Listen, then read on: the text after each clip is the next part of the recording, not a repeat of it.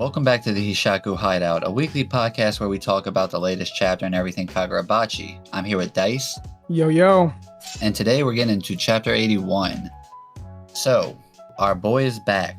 Uruha is back in the flesh. But what if I told you that wasn't him? You know, we'll get there though on that. Let's not muddle the beginning of the recording with theories. So we'll get to that point. But what I want to talk about first is basically the opening of the chapter, and we have Izaru finally got a name for the asshole. But to be honest, I never suspected him as like the traitor to begin with. I just thought it was too like on the nose, you know, and maybe that's just me never trusting anybody or like being sketched out. I just always felt like his way of doing things was kind of a very rough ideal of like justice, you know, like his own like ironclad rule just rubs people the wrong way but has a good heart kind of thing. Yeah, well, I don't know about a good heart, right? But no, I'm kidding. I see what you're saying though, and he might be the most pure when it all said and done, which is crazy. Yeah, I mean, you might be onto something because we definitely see that he's very diligent, right? So what you're saying kind of checks out because he seems to be the only one kind of keeping it together in this scene that we see him in his talk with like the main security guy. And I like how he even jokes like at one point, like he's like, "You're so fired." Like to me, that was just hilarious. I actually kind of like this dude, like just from his demeanor and like the way he's like approaches the situation at hand. I don't know, something about him was kind of like, and maybe it is just kind of like that "you're fired" line to me was like, you know what, you're all right. But yeah, we also find out early on that, you know, Hakuri is one of like the four things that the Kamunabi have to protect under all circumstance, you know, at all costs. And so, yeah, man, shit goes bad quick. Yeah. No, for real, like, with, like, Hakuri being these, like, four pivotal things, you know, next to the Force Fields core, the Shinuchi, or the Magasumi, and the Swordmaster. It's funny, though, because, like, I think about it in the sense of the Magasumi and the Swordmaster are, like, intrinsically, like, tied. And like Hakuri's thing in the story is he is like instrumental to everybody's plans, or everyone has a reason to like want to, you know, use him. And it for the Kamunabi and like this whole scenario, they see it like Hakuri as it's not about if he can get all the swords back, it's just about when for them. They just need to, you know, the right opportunity. But Yura, being the planner he is, he never lets up the pressure. He's always got, you know, these moving pieces. He's thought ahead. And the Kamunabi are more like reactively just trying to find time to like make the connection for Hakuri to meet with like the sword bearers to get the swords back, because that's their, you know, that's their bottom line goal is to basically just remove the swords from their possession, you know, and that basically takes a big swing of power away. Yeah, I mean, it's like the Hakuri isn't like an option anymore. It's like he's the plan. Like, you know, that's what it feels like in this chapter. Like, it's not just like, well, we could use Hakuri. It's like, no, we're gonna use Hakuri, you know? Yeah, they're betting a lot on him. They're betting a lot on that dude, and that's what's scary about the whole scenario is because he's now running in a den of like, you know, there's a lot of wolves in sheep's clothing and that barrier, and he doesn't know any of them to begin with. He has no like, there's no one he can like lean on. I can definitely like see the Hishaku even the playing field. If not, you know, they tilted it in their favor, which is crazy because they literally got into headquarters, you know, the Kamunabi headquarters, which is like said to be this impenetrable barrier, and they created a landscape of uncertainty for their own fighting force. And I mean, that kind of plays into like the Kamunabi's, like, I mean, we even see the security guy, like not the main dude, but one of like the members that's around us, you know, sitting in a circle around him. He's like losing his shit. Izaru is like basically like telling him like, you know, get your shit straight. Yeah. And that's why I think I like Izaru a lot too, is because he went there in person and handled it. Like, we obviously don't know the layout of the headquarters, but considering all the things going on right now, like we see in stories, it's pretty like common for leaders to, you know, escape to where it's safe, you know, like, oh, bring him to safety, bring him further down deeper. He's like just like going himself to like the most important part of their infrastructure, you know, to like get things under control. Because if they had that realization and he wasn't there to like kind of, you know, keep them on the same line of thinking, that scenario, if he wasn't there, could have got way worse, because that's their information network. Yeah, well, it's interesting because we did talk about last episode. We literally mentioned, like, I remember I asked, like, or I said, we haven't seen him particularly. I remember saying, like, we haven't seen him, because we know the other Kamunabi essentially had to ditch the conference room because he got hit with the tree sorcery. And it's interesting that we don't cut to the ones we previously saw. We cut back to him. And now we're wondering where the others are, which in the last episode, I stated that they're most likely fighting if they haven't completely dipped. But yeah, it's him, the one that we're seeing, leading I don't want to say the force, right? Because we know this Zoda dude is also fighting alongside Azami, so we know where he's at. But Izaru's doing his thing, I guess, is my ultimate point, right? Like, we see him getting to work. And like you're saying, like, he has to, because we find out that Hakuri, that pressure's getting to him, man. And he's surrounded by 50 traitors, approximately. Amongst 450, then there's 450 allies, but the allies don't know who to trust, you know?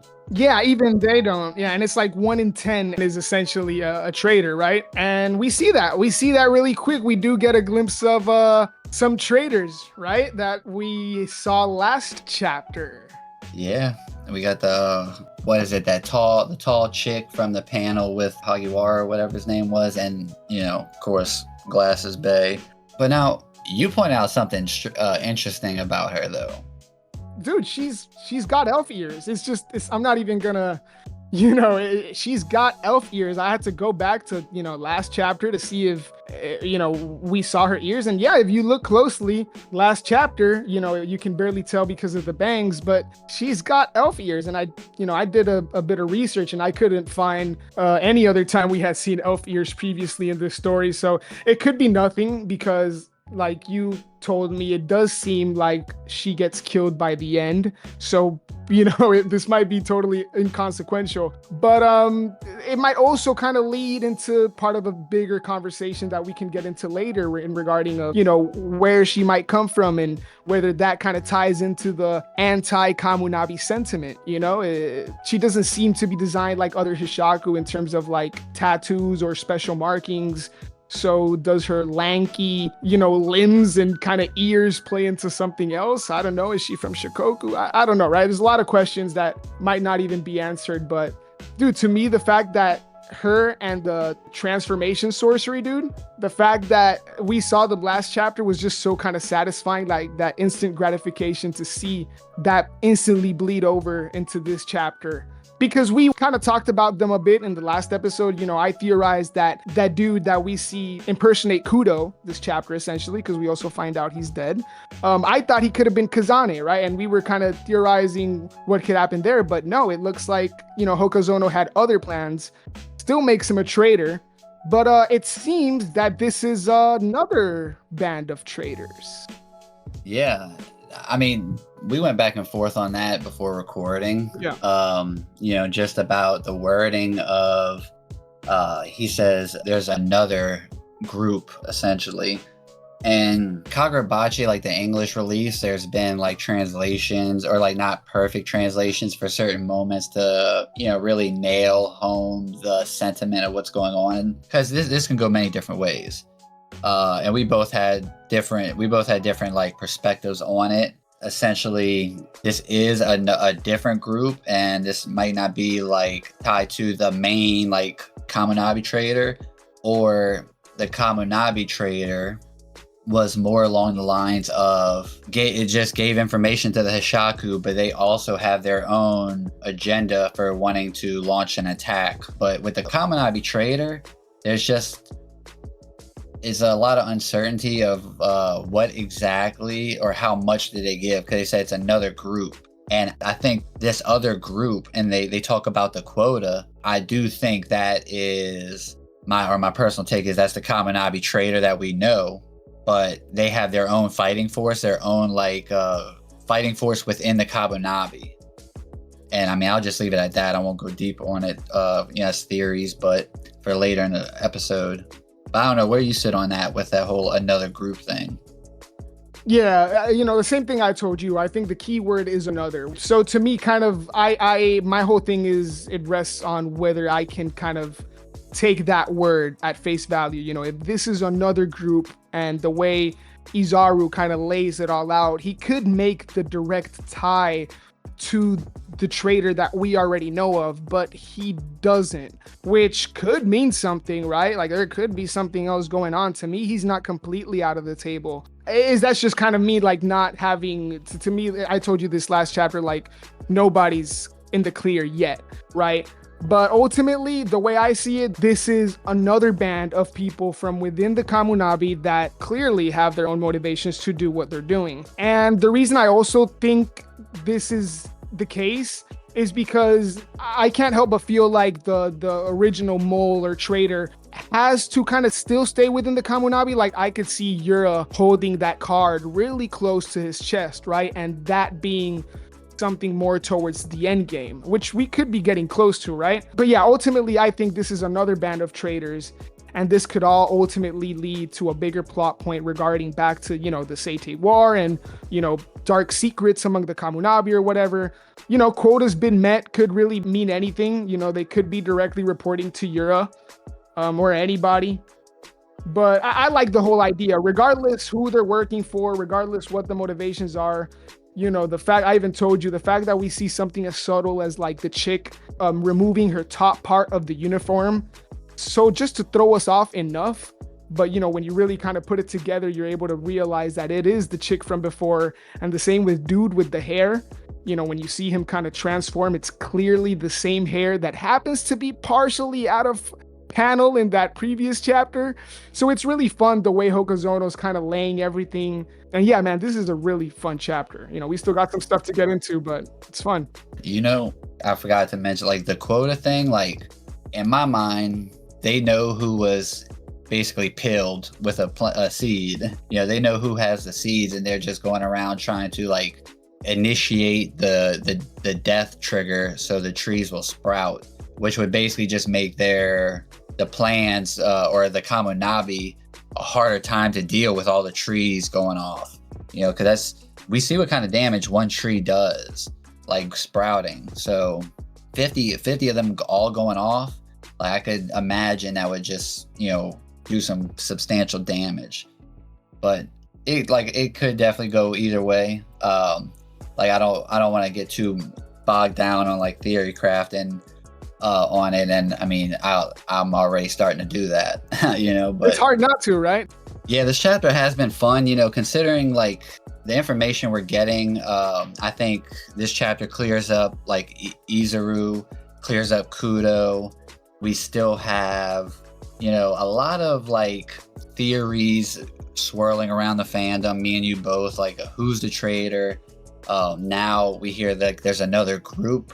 What exactly does that entail? Like we each have our own like opinions on what that could mean. But the one thing I liked about this, and you did actually harp on this already, to your point, is about like the instant payoff of seeing someone in the elite fighting force that we saw last chapter, the two from the top panel. We already get a payoff on that, seeing it right away. And not only that, it's like substantial. This guy like even tricked Kashima. Kashima like was the head of Kudo's troop or whatever.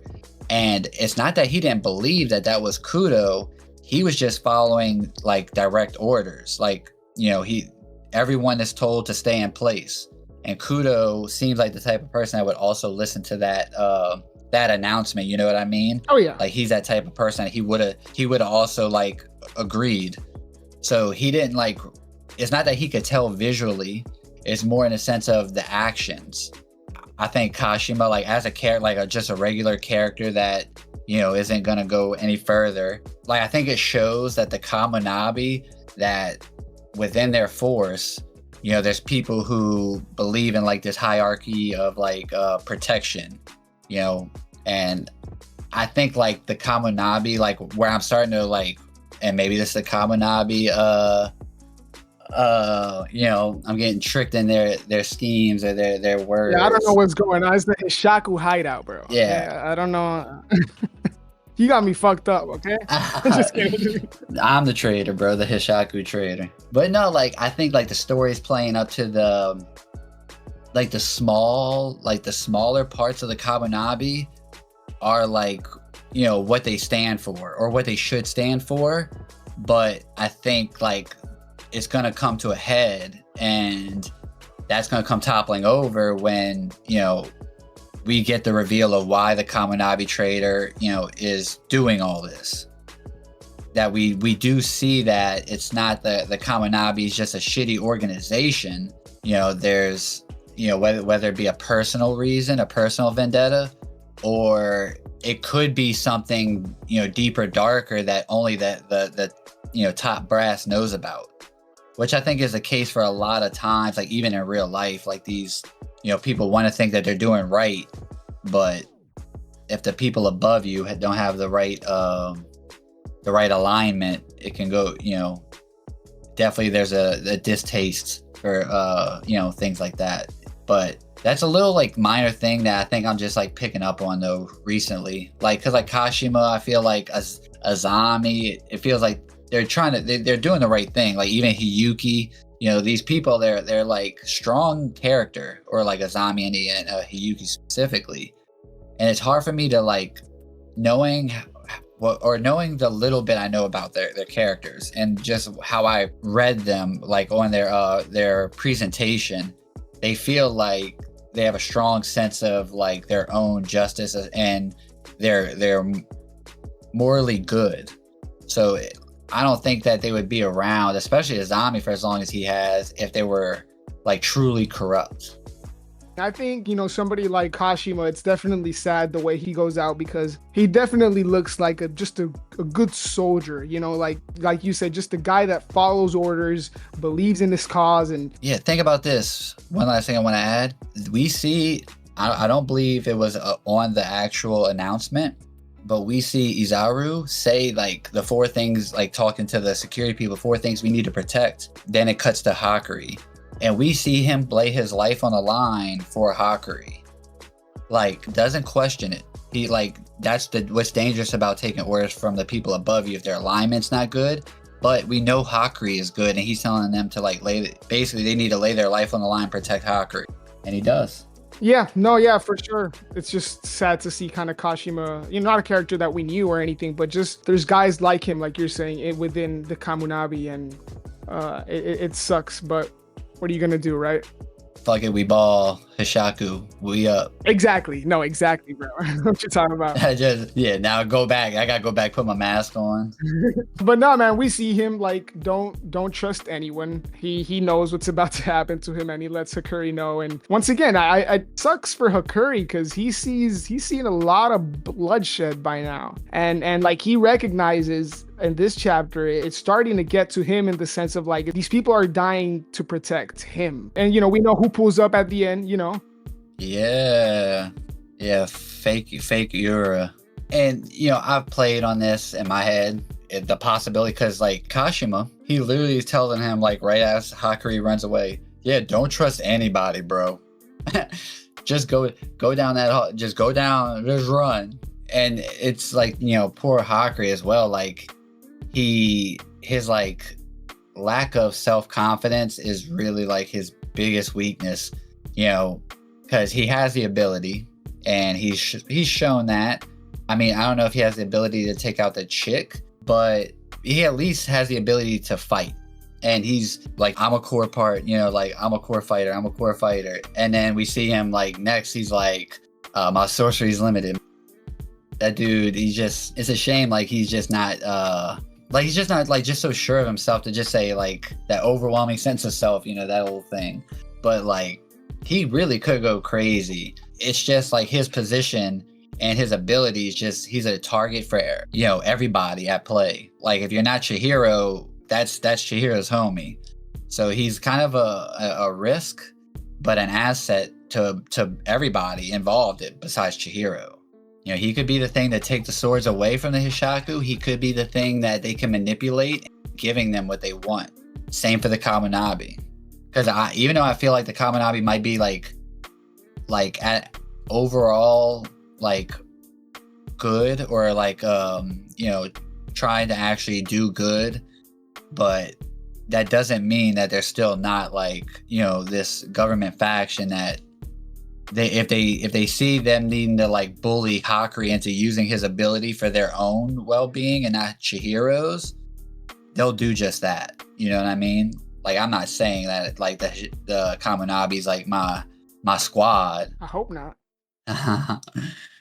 No, but yeah, we've talked about it. We, you know, especially that, you know, specifically about like the Kamunabi using Hakuri. I even made the parallel like 2 episodes ago that to me it wasn't all that different from the way the Hishaku were gonna use his father, or the way they ultimately used his father, which is like, you know, you're gonna do your thing as long as it benefits us. And you know, this is no different here. Obviously, I'm not saying the Kamunabi are just like the Hishaku from what we know, but yeah, you know, there's gray lines of morality everywhere. One thing I do want to say that I completely forgot and was what I wanted to say regarding Kashima is we do see, we talked a bit about this, you know, the Western Underground sector's main force has been neutralized, is what the sorcerer says.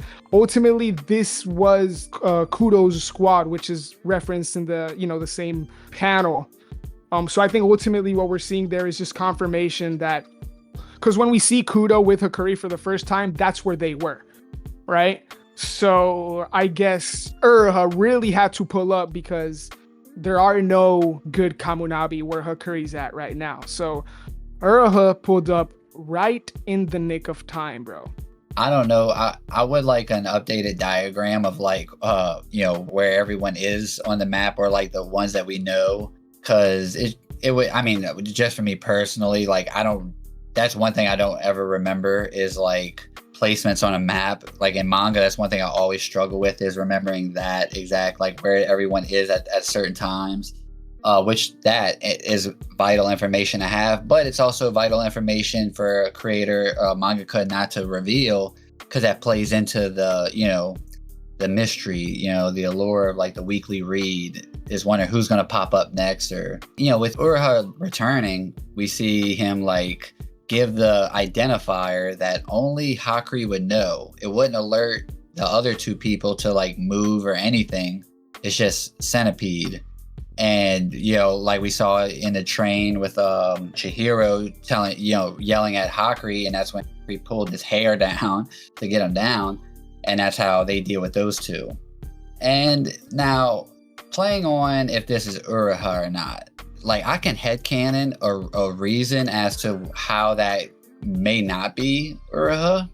And I mean, obviously, some people would like just accept the headcanon as just a slight possibility, because I think it's Uruha when it's all said and done. You know, I don't think it's a transformation sorcery, because, you know, the memory of Centipede and using that, like it's harder to make a jump to a sorcery being able to, unless it's like Kenjaku, right? To like use someone's memories. That's a bigger leap to make than that, just, you know, accepting that that's Uruha. But I mean, I'm happy to see him, you know, like it doesn't sound like I'm happy, but we suspected that with the Suzaku thing. I mean, even though that hasn't been 100% confirmed, of like what Suzaku's power all entails, like as far as like healing people, now we can accept the fact that it does like just revive other people. But I think the just accepted thing to go forward with is like, that is Uruha, because I do think that is Uruha. And I mean, it makes sense in the story as well. Yeah, I agree with that. Even as somebody that I originally was not interested in him having survived, the encounter against or the duel against Samura, because I like the guts to kill a likable character and let the implications of that ripple within the story, or through the story. And, I appreciate and respect the guts to kill off a character like Uruha. But at the same time, I'm not upset by this or anything because the door was clearly left open for him to return. And even if I didn't personally want that, like it was very viable. And like you mentioned with Chihiro, Samura's Suzaku, so we had that idea that this was possible.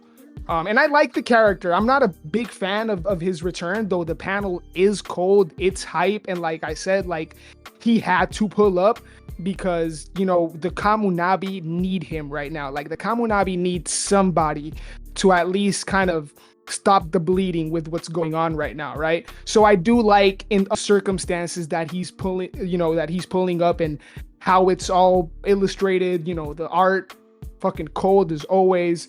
So I have really no complaints, right? To me, I have more questions though, which is, if you've been watching this podcast for a while, it should be no surprise. Every chapter I have more and more questions.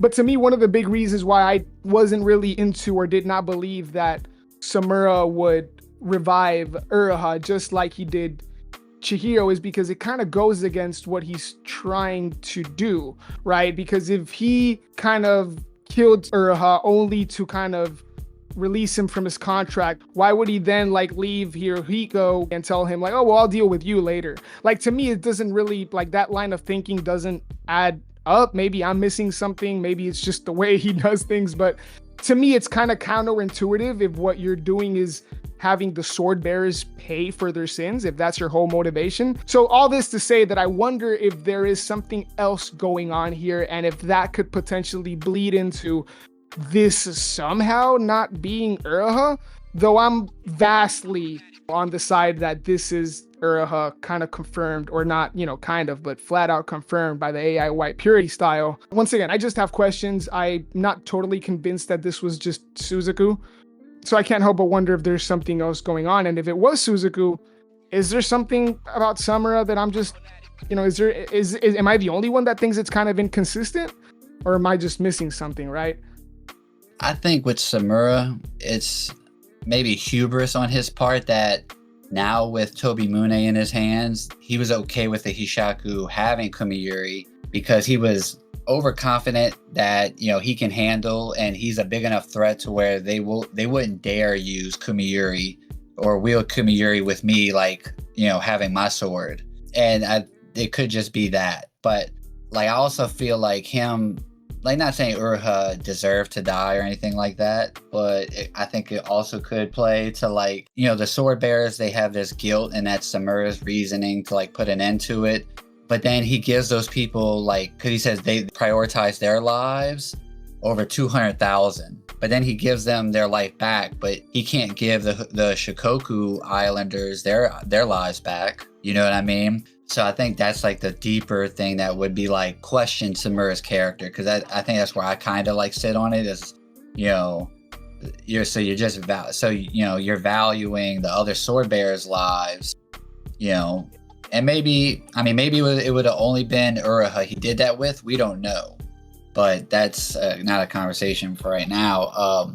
One other thing that with Uruha's return is to play into like maybe the Kamunabi getting a bit wise. I wonder if that they didn't reveal like or didn't allow anyone, like even Shiba, maybe because they know Shiba's out running around on the field, they like tightly like secured Uruha's body and didn't allow anybody, like only like the trusted few, in order to like prepare for an attack. Maybe this was their like defense to like, oh, we'll have Uruha back.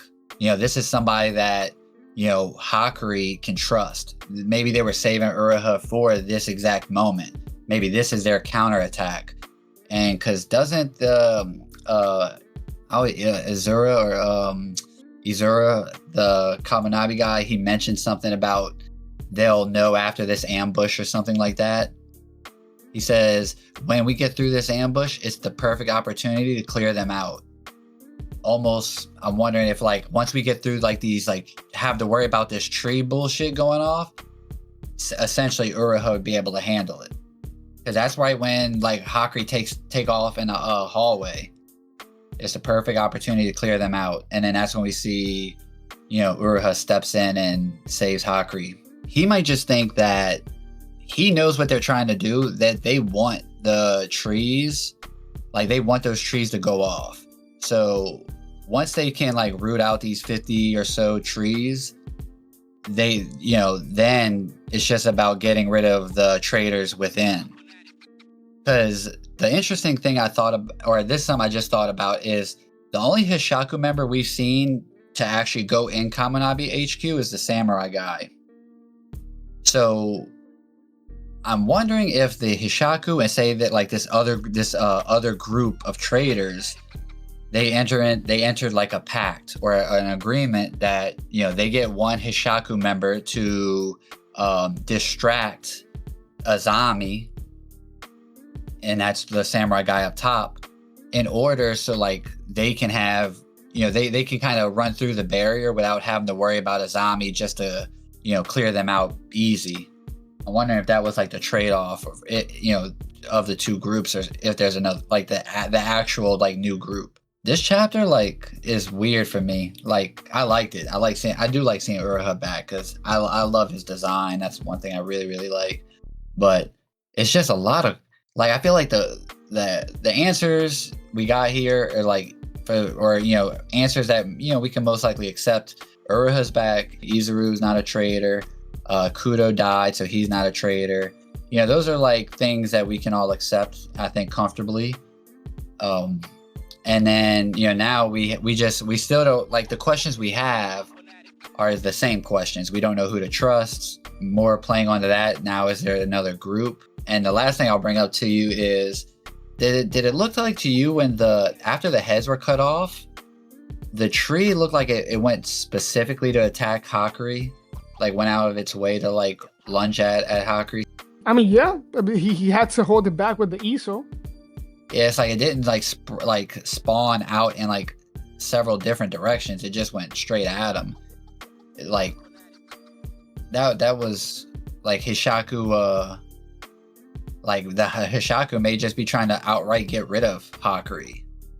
I mean, well, yeah, that's clear. This chapter, they tried to kill him. Well, yeah. Oh, but yeah. I see what you're saying. Like the bigger Hishaku, even like remotely, potentially, like the Hatshaku somehow having a way to manipulate the tree sorcery. Yeah. From a remote location. Like, yeah, I can see that. Like, Hakuri's, once again, he's one of the four, important things that the Kamunabi have to protect. So it only makes sense that the Hishaku would target him directly. They'll know that Hakuri's moving. He's headed towards the Magatsumi. I'm interested, like, where do we go next chapter? Do we go straight into the, Uruha and Hakuri's conversation? Or because Hakuri has not caught up with Chihiro either. So Uruha's going to have questions about Chihiro since he's been gone. Hakuri can't give him those answers. Or do we cut back to Azami? There's a lot of different ways we can go here. But I do expect we're going to get something big, probably in the next chapter or two. I think we're going to get something that's going to shift. Yeah, well, it does also feel like this arc, well, I feel like we'll be hitting its climax relatively soon. Obviously, I have no idea, but things just keep heating up. The tension just keeps rising. And Izaru, and that last time we see him, because you were making the connection of like whether he was referring to Uruha in terms of the perfect opportunity to, clear out the ambush, which very well could be. But it straight up looks like he's being attacked now. So I wonder if the Hishaku have kind of reached this main security room. Who is it? Is it Ira? Is it other guys we haven't seen from the Hishaku? So yeah, I just kind of wanted to bring that up because that's literally the last time we see him, and we could cut back to that next chapter. A lot of important stuff going down all at the same time. And last chapter you had Glasses Chick. I'm really holding out hope that the Knives Chick is still alive. She got a cool design, bro. I just want to see her fight again. But we know Hokazono's the master of just giving these characters, these fodder characters, just insane designs to just one-shot them afterwards. So I'm not holding out hope. But yeah, man, insane chapter. Really fun, really fun. These last 3 chapters have been really fun to read, and the way the whole sequence of events has played out has been really engaging. Honestly, Yeah, have no complaints. yeah, and like the problems, like talking about we read the chapter, then we just kind of start talking about it. It's so we don't necessarily get in deep conversations or be able to like sit with thoughts. So we kind of just while it's fresh on our brains, sometimes we may not get everything correct, but for the most part, like even the things that like we bring up as issues, they're not necessarily issues in the sense of like ruining the reading experience. It's more just like possibilities that being honest about things, that if this is played out a certain way or that happens, it could be tough waters to tread, especially for like a new serialized mangaka. But I mean, so far Hokazono is like delivering a story for us that we don't know what to expect each week. I didn't anticipate like Uruha to pop up in like a chapter like this. I thought if he was going to come back, it would be like while they're like Hakuri's actually fighting somebody, you know what I mean? Like, in a big battle, or like, well, let's be real, Hakuri ain't fighting nobody. Yeah, well, like a big battle or something, like, or I'm kidding. Uruha pops up and saves his aunt, whatever it may be. But like to turn the tide of a big battle, but like for him to just in character to like save Hakuri this way, and he's delivered it through the easiest like identifier ever, just one word, centipede. It's like that word, like Uruha has to know what centipede means, because if they did, with the sword master, maybe he doesn't, that's neither here nor there, but like Hakuri, that's a big enough impact on Hakuri for him to like make the emotional connection instantly. Like, oh, we shared this moment. I saved him last time from Chihiro's slash. Now he's using it to, so I could save myself from his slash. And so I think like Uruha coming back this way, I feel like is like tonally like correct. It feels like the right way. Other than that, I mean, the last thing I wanted to bring up before we get out of here is the sword master. We get to see the chains. Like there's him nailed down to a chain in his like little security, his little seal, his little prison. We get that one little off panel behind Izaru. Like that's interesting. That that could just be like, to show you how dangerous that motherfucker is. It might not mean nothing. I think that's what it is. Oh yeah, for sure. But I mean, like when they get there, it may not play into like the story. Like, when they get there, like, oh no, I didn't know they had this, certain crazy named like ceiling type. Like fucking whoever goes there, and they're probably just gonna like snap that bitch in half and like let them leave. I see what you're saying though. It could be like something relevant later. Yeah, like I don't know if it's gonna be a narrative importance. Like the Hishaku, like don't even know that they have that kind of seal in there for him, and like that's their secret weapon to like keep him there. That could play into that, and just like a like casual like panel thrown off to the side. That not much emphasis on. It'd be like, oh shit. So when you look back like 30 chapters, and it pays off, it's like rewarding. But it could be nothing. He could just snap that bitch in half. Yeah, I mean, it could. I don't think it would really, just personally, right? It would be like a nice bit of foreshadowing, kind of like what we talked about a couple of episodes ago in regards to like the samurai armor that we saw in the back of Yura a couple of, I don't remember how many chapters ago it was, before we saw the samurai pulled up, which is one of those things. It's like it could mean or not mean anything really, but yeah, it would definitely be like a nice subtle hint to something that we see later on. And it's fun to kind of look back and be like, oh shit, that was subtly hinted at all the way back here. But like you're saying, if it's nothing, nobody's really going to be batting an eye. But yeah, to me, the fact that we keep getting tidbits of the Master Swordsman, even when, everything that's going on here isn't really related to him, though obviously we know that he's the ultimate goal, right? So I'm aware of that, but a new angle, we keep seeing him. Eventually he's gonna be, you know, front and center in the story, you would think, right? Well, I can't wait for that. Yeah, but yeah, I just wanted to point out Uruha's demeanor.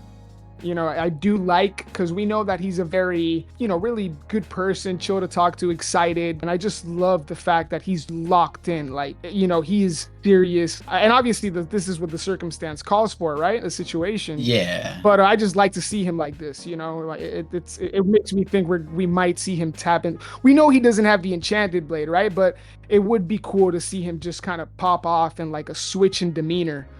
Interesting enough here, like, we know how Uruha feels about Kunishige, right?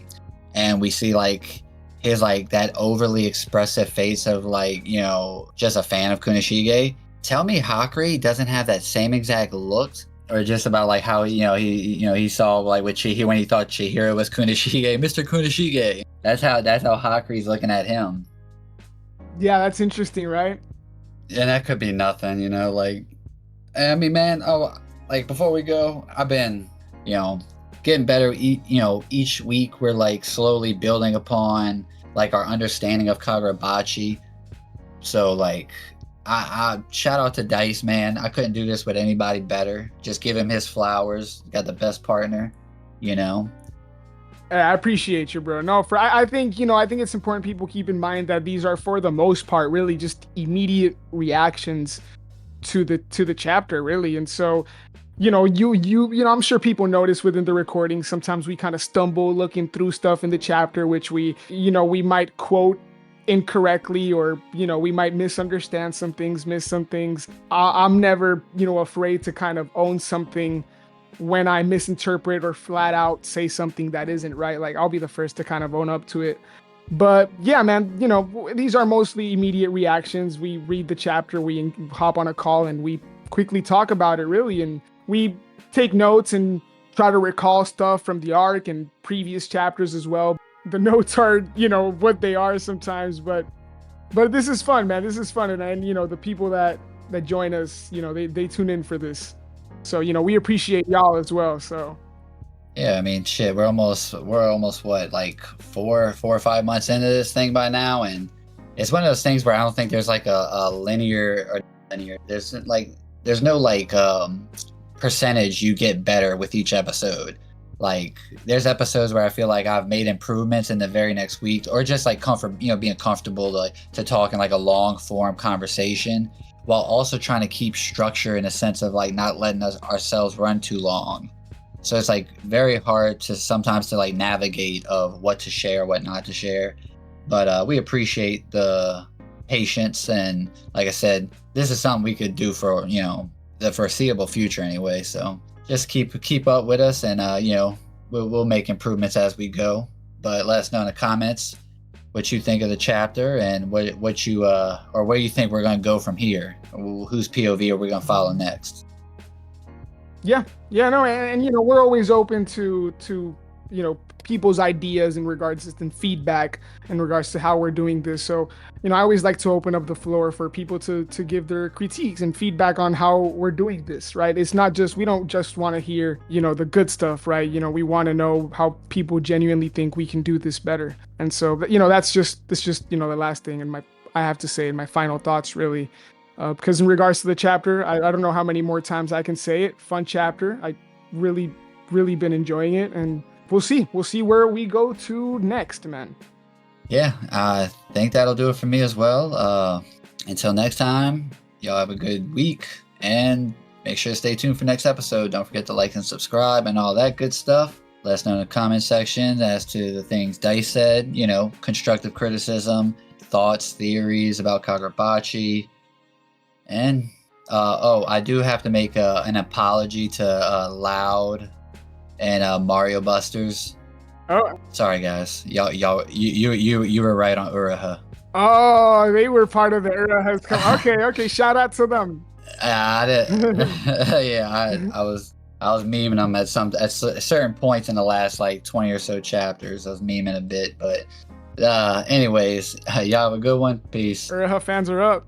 I hope they don't actually listen to the whole episode so they don't actually hear my apology. That's a good note to leave on.